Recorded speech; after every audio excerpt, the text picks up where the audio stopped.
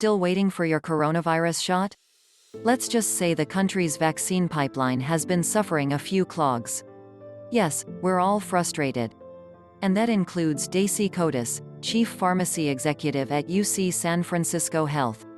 She has been helping lead UCSF Health's vaccine distribution program and insists they are just itching to get a shot into everyone's arm if it wasn't for the three ugliest words in the vaccine world these days: lack of supply. There's no rhyme or reason to how vaccine is being allocated from week to week, she said. Everything is sporadic and random. So what's gumming up the works? How has the most powerful nation on earth set up its system to rush vaccine delivery to clinics, pharmacies and medical providers from San Bernardino to Savannah, Georgia? And how might it work better? Here's a quick overview of how the system is supposed to work. First, the U.S. government buys doses from the vaccine manufacturers, Pfizer, Moderna and Johnson Johnson. The government has spent billions of dollars, much of it invested as vaccines were being developed, to produce and acquire millions of doses.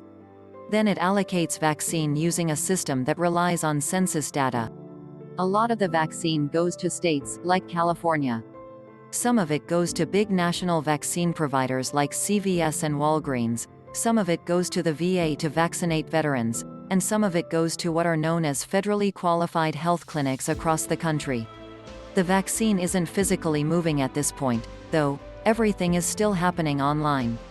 When California learns about its shipments, the state divvies up vaccine to different providers with the help of Blue Shield, which the Newsom administration tapped to centralize the Golden State's distribution.